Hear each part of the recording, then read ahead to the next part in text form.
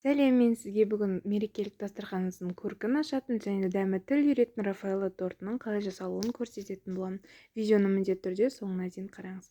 Ең алдымен біз бисквит жасаудан бастаймыз. Осылай құрғақ ыдысқа жұмыртқаның ағы мен сарысын екі ыдысқа бөліп аламыз. Ағына ешқандай сары түсіп кетпесін, және де ағына кішкене шым тұз қосамыз да жақсылап миксерлейміз.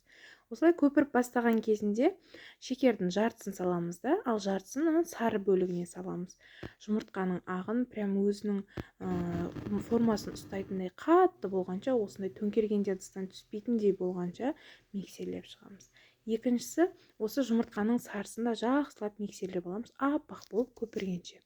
Қазір көресіздер, аппақ прям әдемі болып көпіріп, осылай сарғаяды, әдемі болып. Осыны енді жұмыртқаның ағына саламыз да, екеуін миксермен емес, қолмен, осындай лопаткамен әдемілеп бір жаққа қарай астынан жоғарыға қарай араластыратын боламыз.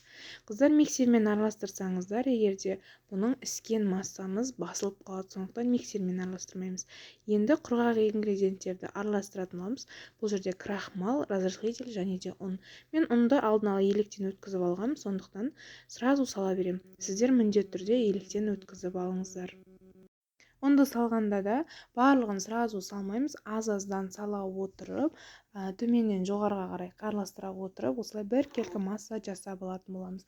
Кейіннен қыздар, бізде мына жерде форма 22 сантиметрлік диаметрі, осы форманы қолдандым. Формаға салып алып, барлық жерін бірдей етіп жайып, кішкене сілкіп жібереміз, ішіндегі ауалар кету үшін. Сөйтіп бұны 170 градуста 40-45 минут пісіріп аламыз, қыздар. Әркімнің печкасы әртүрлі, менікі 170 градуста 40 минутта пісіп шықты.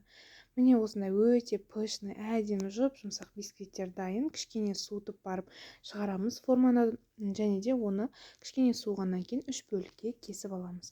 Ал енді крем жасаймыз бисквит суығанша. Творожный сырға сахарный пудраны салып жақсылап араластырып аламыз. Барлығының грамдарын міндетті түрде описаниеде қалдыратын боламын. Екеуі бір келкі масса болғаннан кейін үстіне сгущенканы салып араластырасыз. Қыздар, негізі тек сахарный пудра қосуға болады, бірақ негізі сгущенка араластырсаңыздар өте нәзік дәм береді кремге. Осы массамызды жасап аламыз. Жақсылап барлығын бір келкі масса етіп аламыз. Енді сливкиді миксерлейтін боламыз. Сливки міндетті түрде мұздай болу керек. Қыздар, холодильниктен шыққан сәл көпіріп бастаған кезде оған да үстіне творожный массаны аз-аздан сала отырып араластырамыз. Ең соңында кокосовый стружканы салып миксерлеп жібереміз, және де видеода көріп тұрғандарыңыздай қою өзінің массасын ұстайтын креміміз дайын болды, қыздар. Енді тортты жинауға кірісеміз. Мен бұл жерде пропиткаға сүт, сахарный пудра және кокосовый стружка қолданып жасап алдым пропитканы.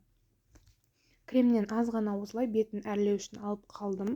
Негізі бетін сәндеу өз еріктеріңіз бойынша, бірақ менікіндей жасасаңыздар, өздеріңіз көріп жатқандай өте әдемі болып шықты.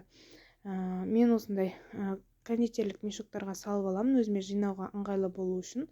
Осындай кальцода жинайтын боламыз. 20 енді барлығын салып алып, үстіне пропитка салып, одан кейін крем, одан кейін корж қылып жинай бересіздер, қыздар.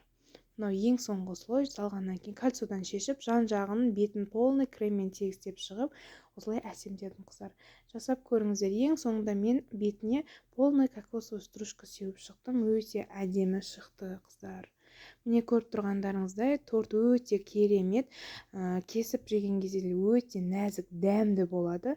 Сондықтан, қыздар, менің арнама тіркеліп алыңыздар, өйткені бұдан да керемет рецептер әлі де көп болады.